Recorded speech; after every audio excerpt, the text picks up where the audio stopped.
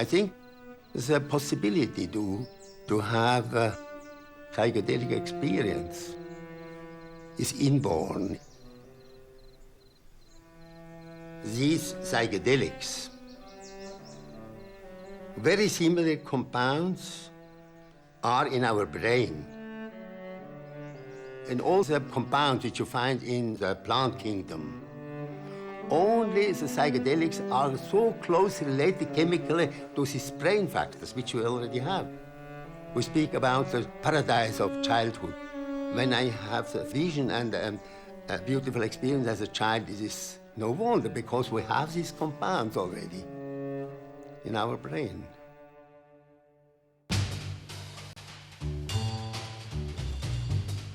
In the 1940s, Dr. Albert Hofmann discovered a substance that had a profound influence on the way science viewed the human mind.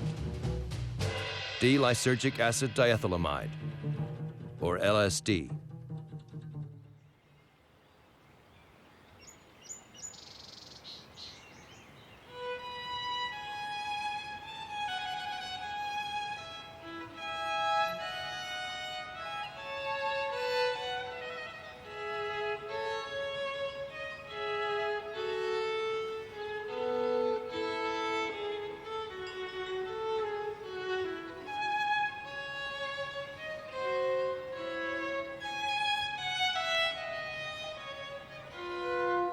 I feel very indebted to Albert Hofmann for inventing LSD. After my first LSD experience, I claimed that this was the greatest discovery that man had ever made, because after all, the human mind is the most important attribute we have, and this lets us understand our mind and the enormous potential of mind. Albert told us about his youth and how he used to love to go out into the forest and feel the wonder and the beauty and the light.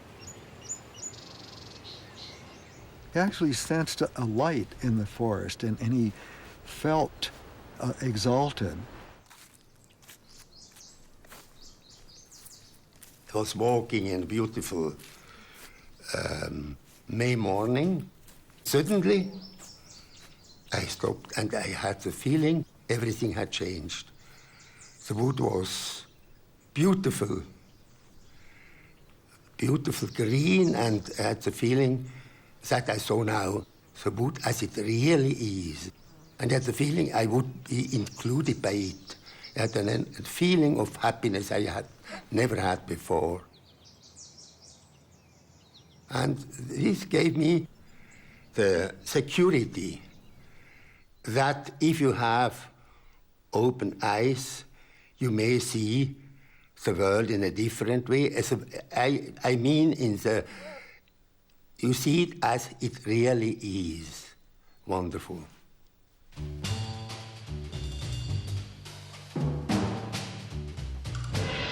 1943. War rages across Europe. In the neutral confines of Switzerland, chemist Albert Hofmann is hard at work at the Sandoz Pharmaceutical Company's Basel laboratory. While searching for a cure for migraine headaches, Hofmann accidentally ingests a minute amount of an experimental substance that would change both his life and the world, L.S.D. 25. Many would come to view it as a spiritual antidote to the atom bomb. Before the decade is over, Sandoz has sent Hofmann's discovery to researchers and psychiatrists all over the world for testing. Research projects spring up in such places as Canada, the US, England, and Czechoslovakia. One day we got a large box full of ampules, and it was LSD. And there was an accompanying letter that said this was a very fascinating substance, discovered practically by accident, or Dr. Hofmann, the discoverer, likes to call it serendipity rather than accident. When I discovered LSD, it was believed it was a product of laboratory. And then we discovered that these compounds had existed already for thousands of years in the plant kingdom. Not exactly LSD, but practically. When he intoxicated himself accidentally, he discovered that this was a very, very powerful psychoactive substance, and then he confirmed it in a planned self-experiment. being a cautious man, I started with a very, very little amount, only with a quarter of a milligram I tested. And then I had, I could say, a terrible experience. We take a long time to get used to our world when we're... well, we take many years, in fact, learning about it and learning how to behave in it. And when it changes suddenly and dramatically, we may not like this. After some hours, when I was laying in the bed, I came back. I came back for a foreign, quite foreign existence to new life. I saw, certainly, I realized how wonderful our Earth is. I felt newborn, to be newborn, and even the next day, when I went in the garden, the world was new.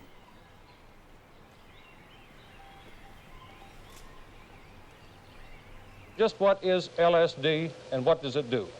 The effect is somewhat like looking through a microscope. Suddenly, when you look through a microscope, you discover that there's an invisible world around you that you hadn't known about before you did it.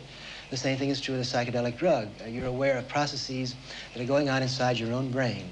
You're aware of the exchange of energies that are going on between your sense organs and the energies around them that you weren't aware of before. Generally, you have no hallucinations with LSD. Hallucination is if you see something which does not exist. Just... but under LSD, you see things which are transformed, and comes. It is a different view, a different experience of our existence. The very fact your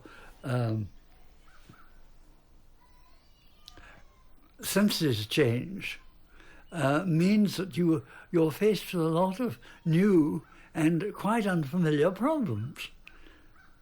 I mean, you suddenly become aware of the textures and colours. All these things suddenly become immensely important. For myself, these experiences have been most strange, most awesome, and in their own way, amongst the most beautiful in my life. A sense of special significance began to invest everything. Everything was brilliantly sharp and significant. If I fixed my attention on a flower, I felt that I could spend all day in contemplating it.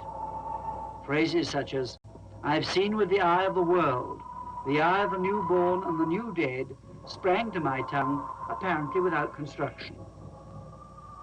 A plain wooden chair was invested with a chairiness no chair had ever for me before. One begins to see significance in things that you didn't see before. Many people become aware of a quite different world.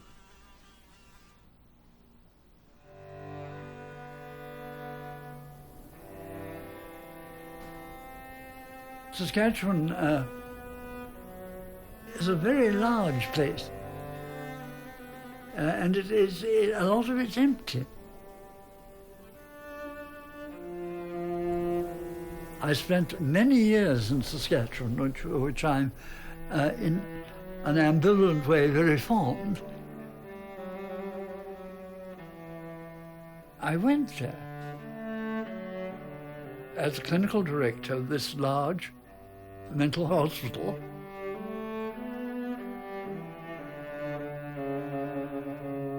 I enjoyed the distant days in Saskatchewan.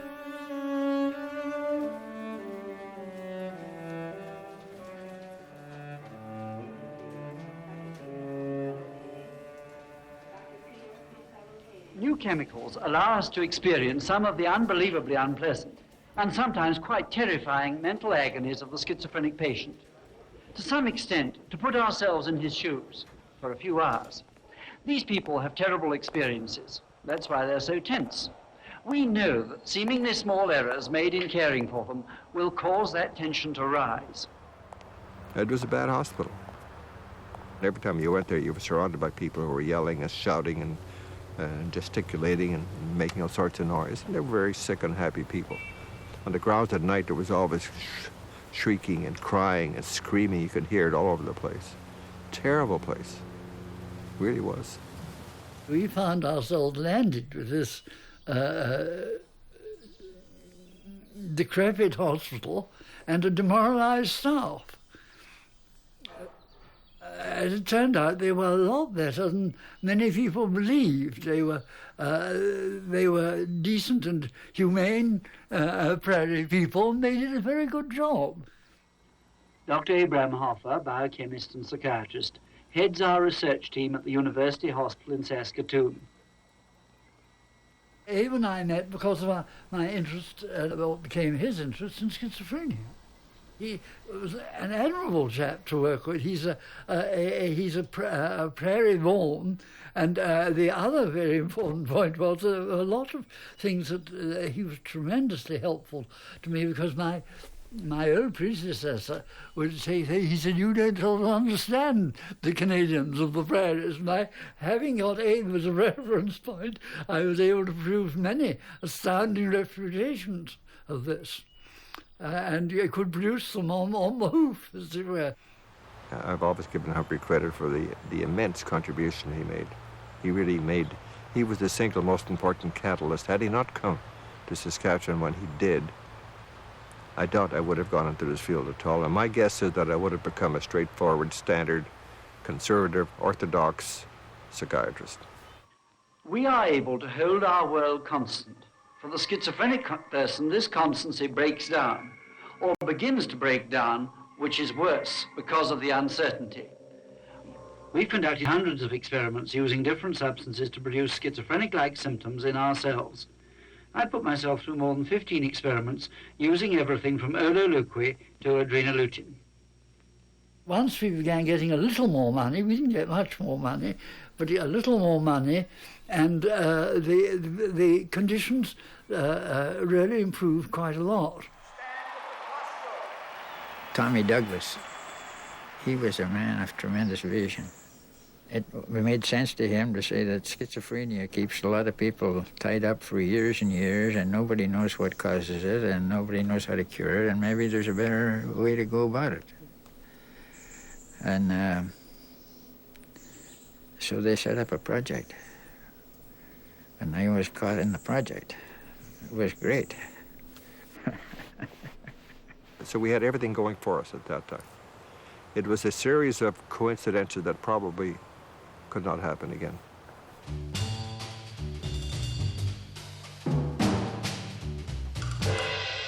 By the mid-1950s, LSD research was being published in medical and academic journals all over the world. It showed potential benefits in the treatment of alcoholism, drug addiction, and other mental illnesses. Some psychiatrists and other mental health workers began taking it themselves in order to experience greater empathy with their schizophrenic patients. Much of this work was pioneered by Osmond, Hoffer, and Blewett in Saskatchewan, where the prevailing psychoanalytic model of mental illness was about to give way to one based on brain chemistry.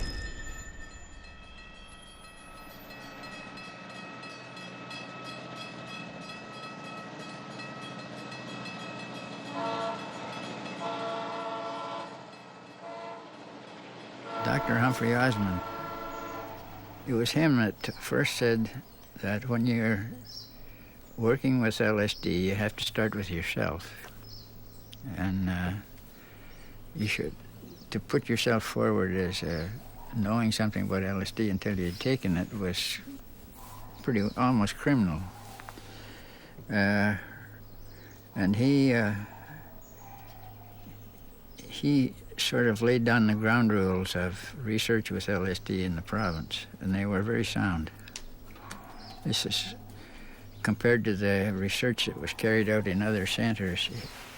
This Saskatchewan was miles ahead of the pack. In Saskatchewan, and cooperating with scientists all over the world, we've been working to prove a theory we think is sound. We decided to use these drugs to see if we could get inside the skin of a schizophrenic patient to see if this might give us a clue as to how we might better treat them. I was simply interested in seeing what the, this was the experience our patients had, what it was like. And it was a great surprise to me. LSD really changed our thinking. And it had the following major changes, that once we had taken the LSD, we became much more aware of what was happening to the schizophrenic patient. And it also had the effect of taking the patient's accounts of their experience very seriously, which you don't necessarily do if you hear them every day and they're always much the same. You don't really think about what's it like for that particular person. Dr. Hoffer, you've used it in treating alcoholism. Why do you use it for that purpose? In my opinion, Mr. Burton, and this is based upon 500 cases that we have treated over the past 8 years, we selected alcoholics because it is often easier to know whether they are improved or not. And many of our people had not responded to the best treatment that we could give them, and they are now sober and good people. We began to use LSD to treat alcoholics. The original idea was to use it as a drug. Give them LSD, give them a terrible time, and hope that they would therefore not want to drink anymore. It didn't work that way at all. Alcoholics tended to be very tolerant of their own shortcomings, and they rather like not to think about this. The great advantage with one of the hallucinogens is that you could make them very well aware of this, and it might alter, sometimes change their behavior. They might see it in a quite different light. They gave the first LSD to the alcoholics, and after they had given it to 5 or 6 or 7, Humphrey says, you know, he said, it's not working. I said, what do you mean? He says, we can't give them this terrible time they're supposed to have. I said, what's happening? He said, it's something different.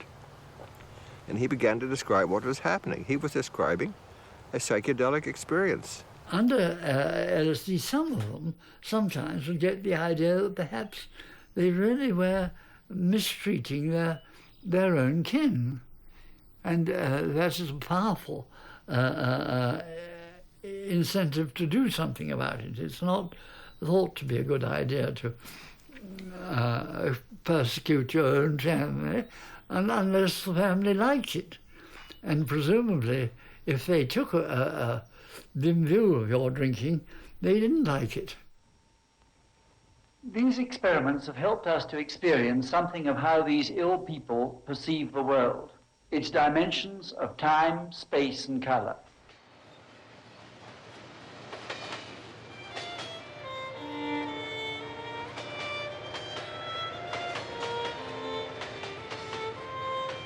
Humphrey gave me LSD, and I learned the secret of his success.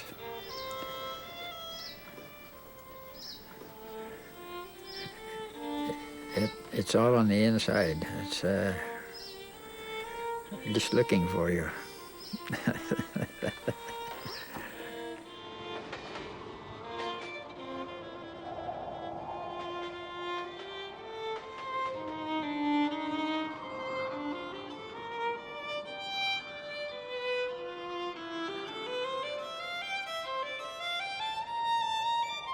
If you don't really understand the spiritual basis of man and you're not open to it, you're missing one of the greatest contributions that LSD can make.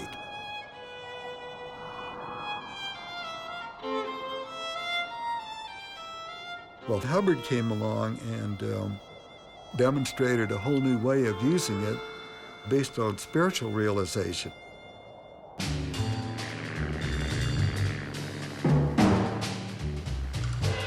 Captain Alfred M. Hubbard was born into a poor Kentucky family in 1902. Eccentric and charismatic, he grew up to make his fortune as a pilot, an inventor, and an entrepreneur. After some of his darker dealings got him into trouble with U.S. authorities during World War II, he moved to an island off the coast of British Columbia. Hubbard believed that if the right individuals were exposed to it, LSD could save the world. he set about on his mission to turn on the captains of industry and the princes of the church.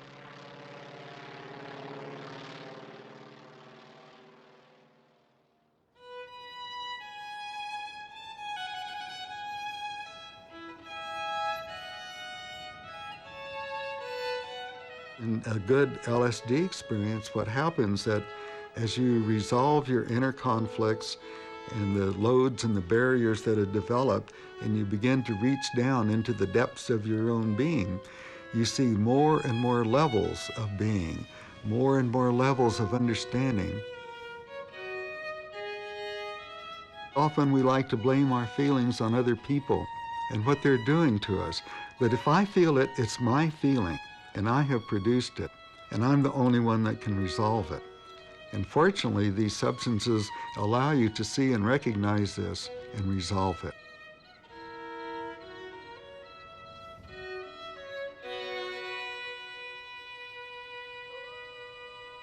Meeting Hubbard was one of the most remarkable things that ever happened to me. Maybe not as effective as taking LSD, but he was so different than anyone I'd ever met.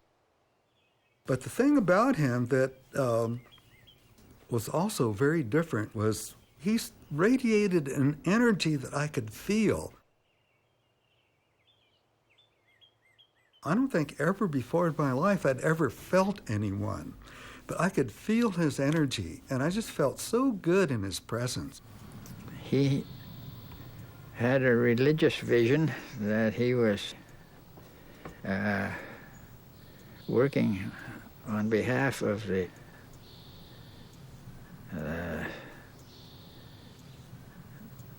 Virgin Mother and giving people the key to the religious universe, you know. And he only half believed it himself.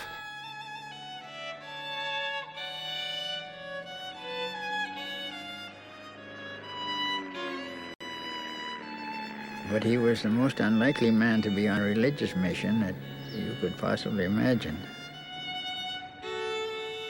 He has a lot of tricks up his sleeve. He gave me a little methadone, which is a nice euphoriant. So it left me with very good feelings about Al Hubbard, and I was pretty convinced that I needed to go and try LSD with him. So I made a date and went up to Canada. I was just astounded at what I learned, and I felt enormously free from the way I had before. And then I just couldn't get over such a profound learning experience. So naturally, I became very enthused about it. I started talking to people about it and encouraging others, and began to wonder how I could get more and more involved. We set up the foundation in Menlo Park, and we had got a lot of help from Al. We formed a corporation. Hoffer and Osmond were on the board of directors. Al was not interested in extremely objective evidence. He was interested in the evidence he liked, which is very human and understandable. He lacked any sort of credence because he didn't have the customary training. And people just sort of poo-pooed him as a wild man, but he was some wild man. I only met him once. It was very amusing. He came for lunch, a very busy man, and he came with some apparatus. The apparatus was to give himself some CO2, I think. And after lunch, he took his dosage of CO2, and then he was happy, and then he left. That's the only time I met him. Very extraordinary type. Aldous would be fascinated by a person like that. Oh, yes. Whether one makes contact with Aldous Huxley through his writing or in personal conversation, the impression that comes almost immediately is that of a uniquely versatile, omnivorous intellect, constantly searching and probing with a clean, cold incisiveness. Aldous saw an article that I'd written somewhere, and through that I got to know him. He was a very nice person to me. First, he's at his best, an excellent conversationalist, and immensely learned, and very good-natured. And of course, he was practically no subject. He didn't know a lot more about it than I did, so I was very impressed by this.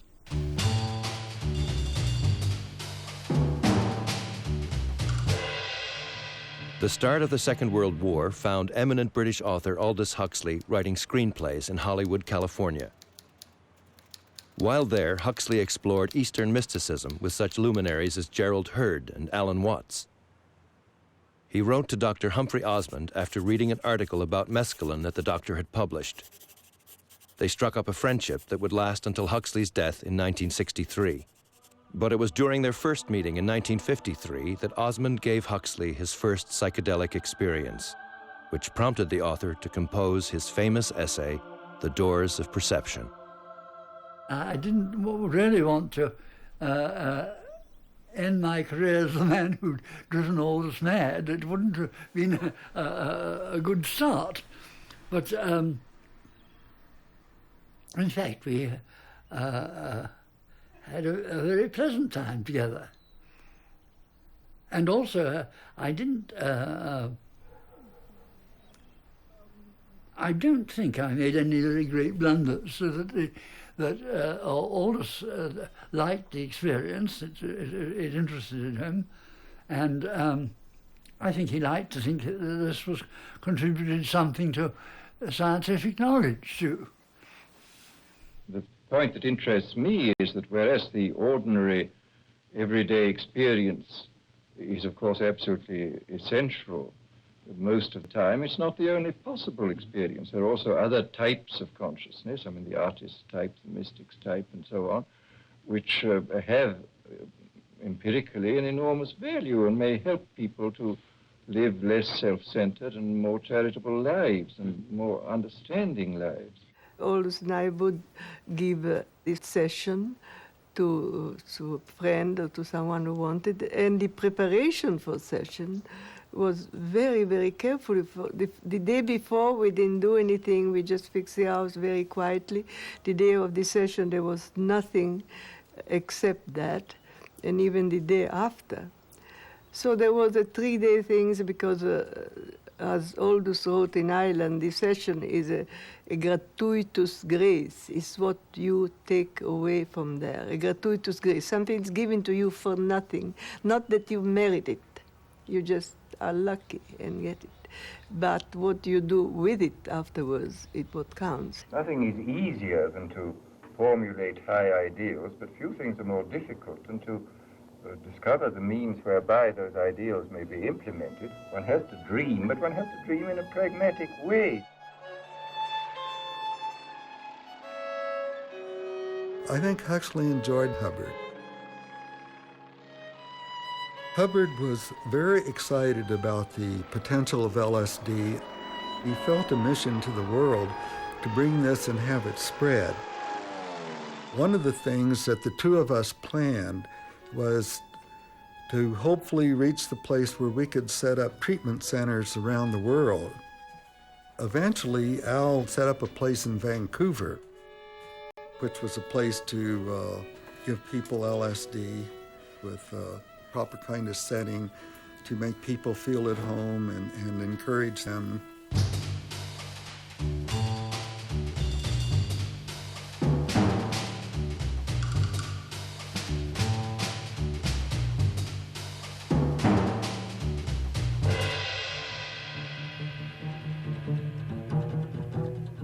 When the person was accepted to go through the program, he was given an outline to write his history, what problems he had, if he had any health problems, what was the relationship with his parents, what was his childhood like.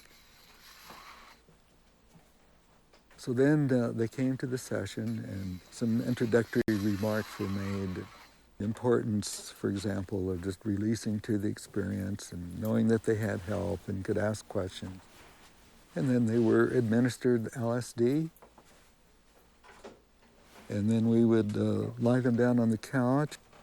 We'd put headphones on them and encourage an internal journey. And then we would put on music. And we would keep playing the music. And usually it's been the first 2, 3, maybe even 4 hours there. And that's what we wanted, for them to go deeply into themselves and explore. Of course, we were taking notes, and we had a tape recorder so that everything that was said was recorded. Can I come up for a minute? Certainly, David. So then after 4, maybe 5 hours, they would feel like coming out and sitting up, so we began to talk. That was magnificent. We would show them pictures of the family so that they could look at them and spend time with them, which is probably the most important part of the session for people who were there for therapeutic reasons. Hubbard was very ingenious at working out things that promoted the effectiveness of the LSD experience. One of them he came up with was the strobe, and he found that if the strobe light, if you get it pretty close to the alpha rhythm, produced a very weird effects. It does anyway as a natural strobe. When you combine that with LSD, it's really very remarkable.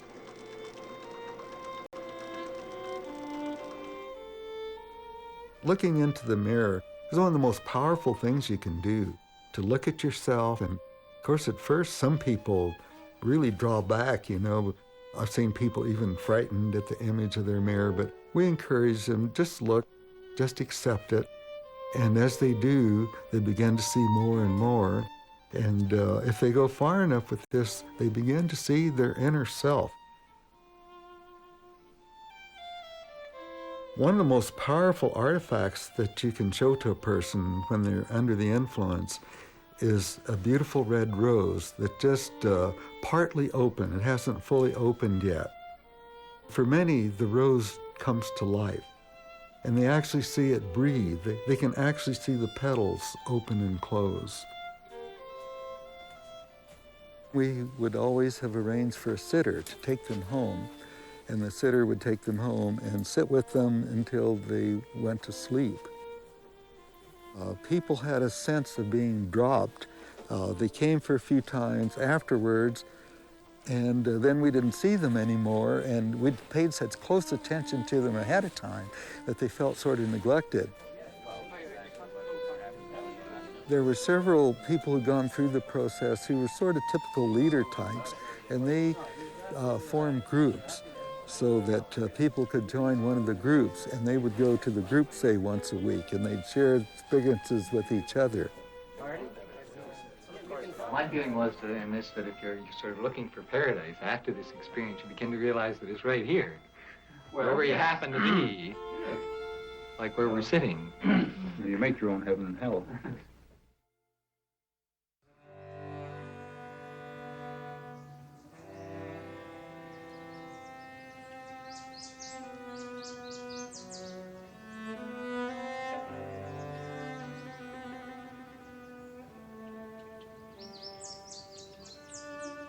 It's very important that one is prepared for the use of psychedelics.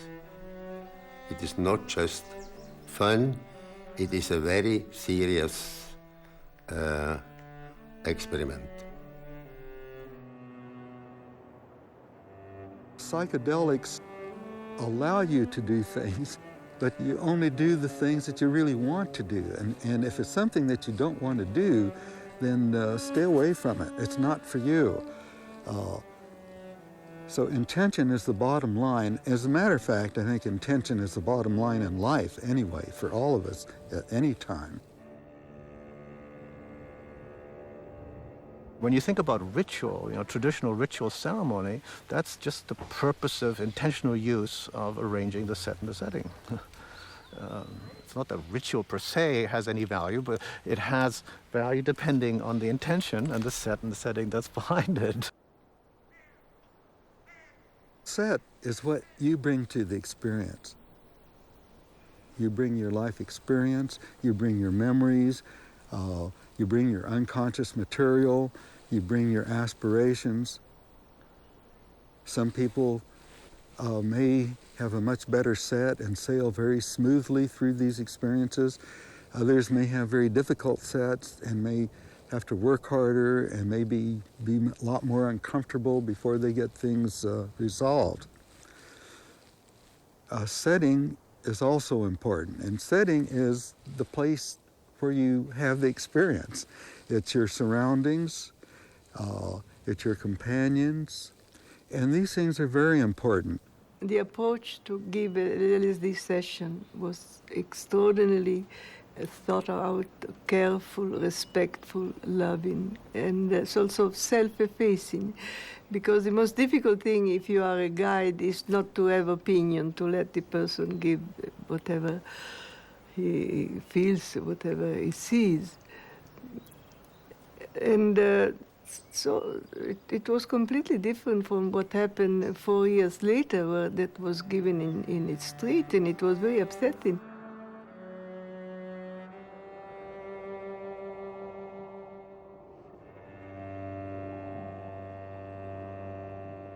When young people started using it, they'd go to a party or something, and they get stoned out of their gourd, and then there was no support system if they freaked out,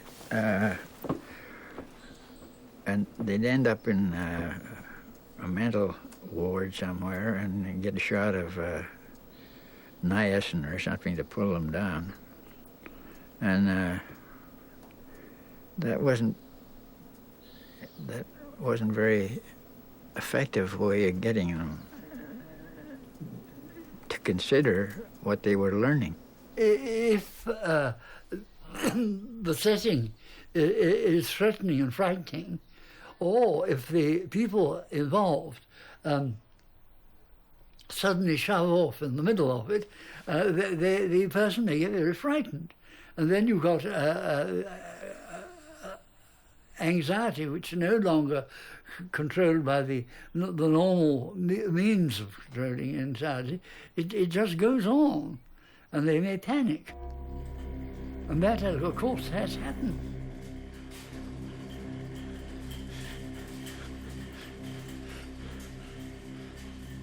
There were places in Canada where they tied people in bed to give them LSD. And I don't know why they would do that, but partly that came about because the early research with it was done by the American Army, and their aim was altogether different. They wanted to use it as a weapon. And when you start from the weapons approach, it's the confusion and the disturbance that you're capitalizing on, because they felt that if you give it to a whole population, they'd be pretty well immobilized because people wouldn't be able to carry on in their normal fashion, and you just sort of move them out of the road quietly and move in and take over their function, and you have a victory with no trouble whatever. That was the theory, but it backfired on the Americans. They found out that when they gave it to the soldiers, the first thing the soldiers wanted to do was quit the army.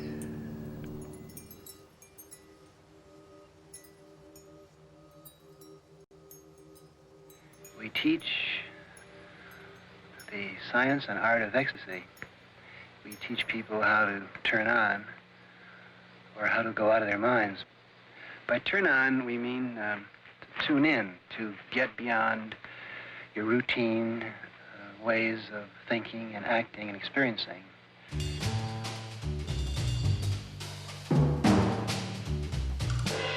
In 1961, two of Harvard University's best and brightest minds discovered psilocybin and L.S.D. Richard Alpert, who later changed his name to Ram Dass, and Timothy Leary, along with graduate student Ralph Metzner, began doing psychedelic research on a wide scale, conducting projects with religious leaders and prison communities, among others. Harvard's administration eventually grew uncomfortable with the amount of media attention Leary was receiving and canceled the project. Leary, Alpert, and Metzner moved first to Mexico and then to upstate New York to continue working with these substances. We were like middle-class academics, and our role, I think, in retrospect, was to try to find some way that the professional middle-class world of psychologists, psychotherapists, and so forth could accommodate these experiences. And we tried it within the university setting, and it worked for a while, and certain experiments were done, and we carried out the experiments, and we published articles in the journal, and then after a while it was no longer possible to do that there. Then we experimented with other settings. We had this L.S.D. training center in Zihuatanejo in Mexico, where we said, well, let's go into where we're freed from the usual constraints, but we still have the structure. We just want to explore these potentials of these in a serious way. It was not just an ongoing drug party, and it was planned. It was attention paid to certain setting and so forth. But then that also proved to be not viable. We didn't have the right political support. It's just a tendency for these substances to become sensationalized. We often say that we're teaching people how to use their head. The point is that in order to use your head, you have to go out of your mind. You have to go out of all of the static, symbolic ways in which you think, experience. Tim Leary, from my perspective, sort of created more problems. I don't think it was he certainly popularized LSD, incited a lot of people to experiment, but he did not really give fair information. He was talking about LSD, as a substance that makes trillions of your cells singing the song of liberation. Didn't tell people about the dangers, that before you go to heaven, you might go to hell. Or if you don't do it right, you might stay there. Mainly, Timothy was a really brilliant entrepreneur of notions. And on that, he was at his best, very good. Unfortunately, he didn't necessarily always get very good notions. I have much more respect myself for Ramdas. They were, colleagues, professors at Harvard, but the direction he took towards the spiritual philosophies in India and his sort of following was his, really very serious spiritual practice.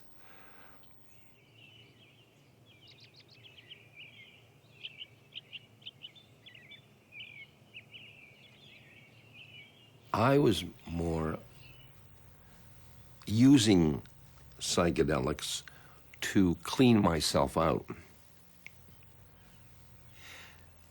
Tim was using it more to clean the society out. I wasn't born Richard Alpert. I was just born as a human being. And then I learned this whole business of who I am and whether I'm good or bad or achieving or not. All that's learned along the way. And you see all those learned things separate. So you start to have this dissociative experience of where all that you become is awareness, is a point of awareness. That's all that's left. I remember the first time this happened to me, as professor went and middle-class boy went and pilot went and all of my games were like going off into the distance. I got this terrible panic because indeed I was going to cease to exist. And I got the panic, which is the panic that precedes the psychological death, because indeed Richard Alpert was dying. The psychedelics opened my mind to whole new spaces of myself and the universe. I remember thinking at the psychedelic session, the with mushrooms.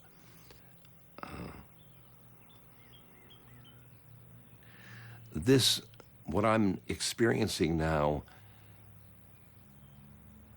is home. It's a side of me that I never experienced through psychology.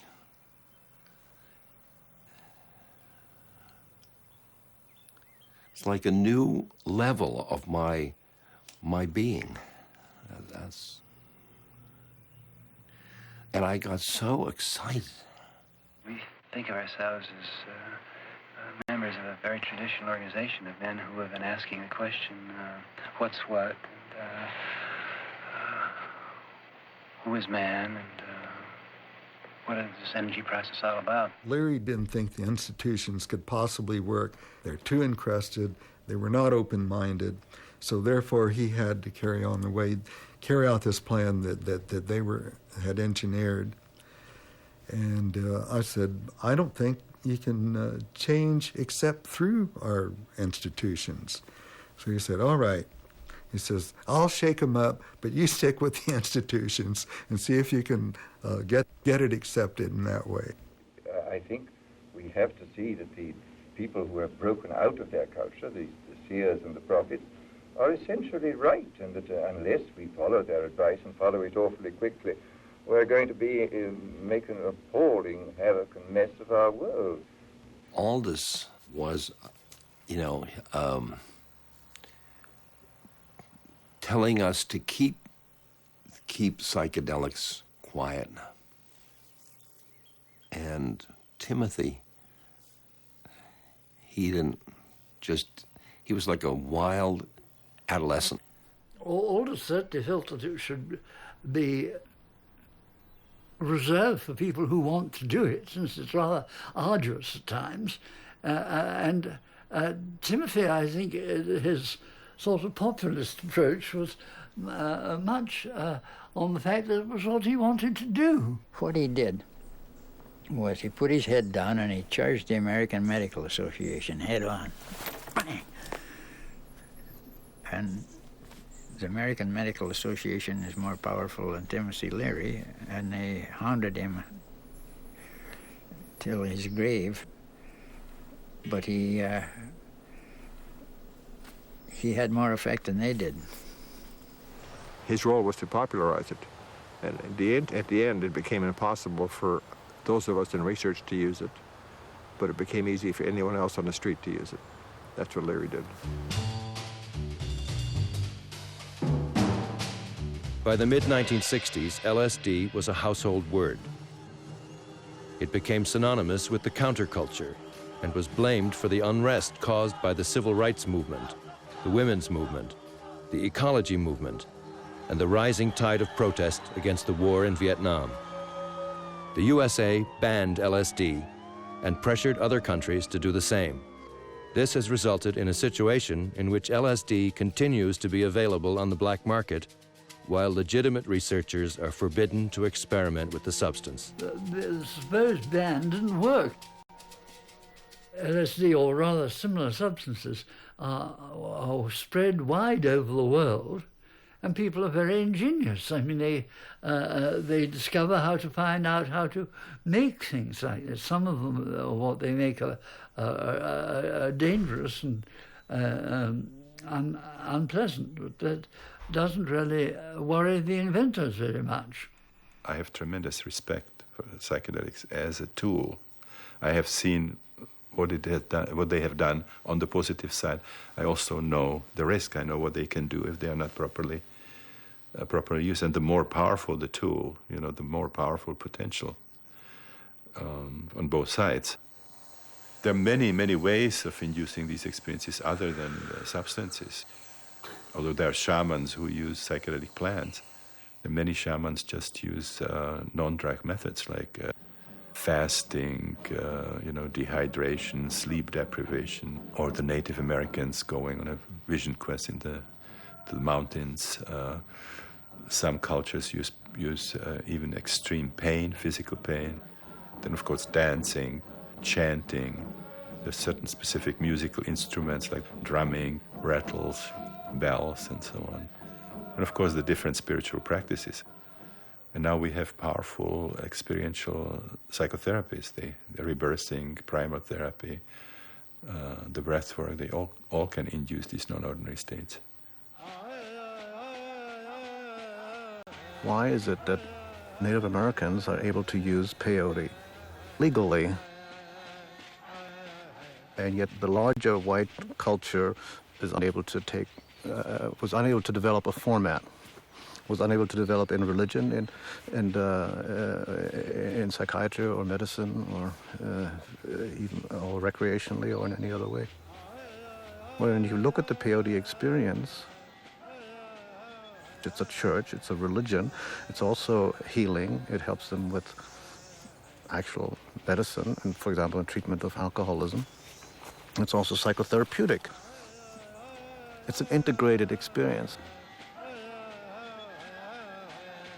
The real legitimate use is spiritual practice.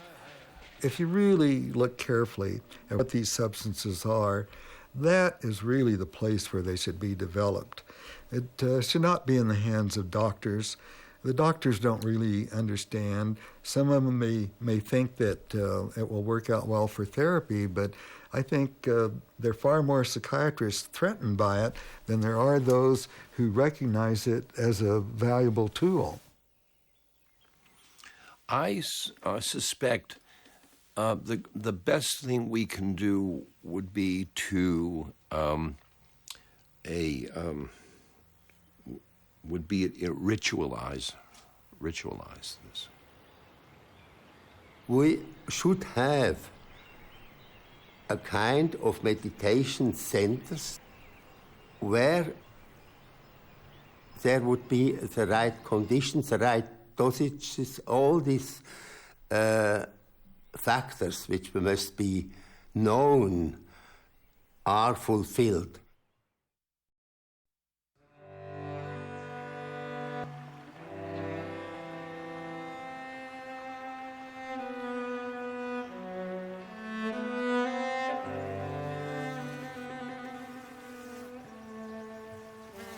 We do want to expand our consciousness. We alter our consciousness all the time. We cycle through waking and dreaming and sleeping. It's natural. Consciousness naturally varies. I mean, I took a consciousness expanding drug this morning. I had a cup of coffee. That was a psychoactive. That got my brain going. Probably most people do that.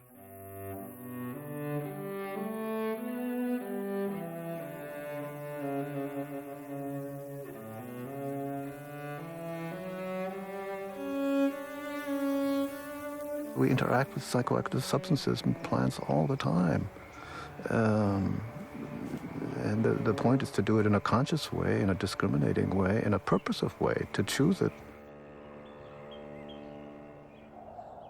LSD, it's got me to see my stroke in a different way. And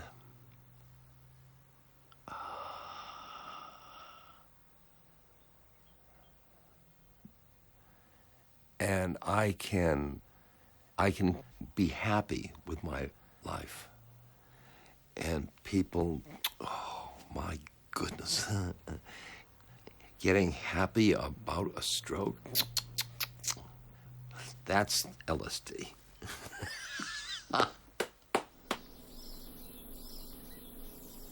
There are still people who are violently opposed to psychedelics. Very few of them have ever tried psychedelics. And 99% of the opposition to them comes from people who are completely ignorant of their effects. But whether it'll change remarkably in the next while, it's hard to say. Some things take years and years and years as it finally finds the right solution. And I am convinced LSD will find the place it needs in the human culture.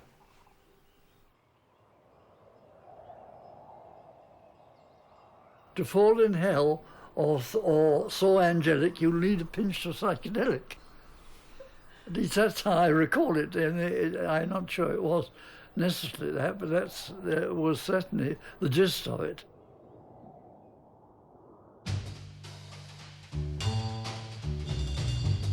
To fall in hell or so angelic, you'll need a pinch of psychedelic.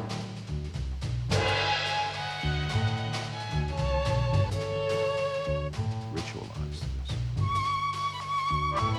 Ritualize this. We're not saying that you have to do it. But why can't somebody who wants to? Ritualize this. You'll need a pinch of psychedelic. At least that's how I recall it.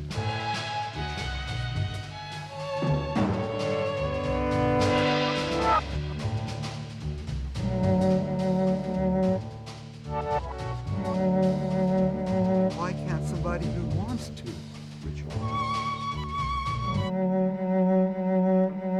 You see it as it really is. Wonderful. That's certainly the gist of it.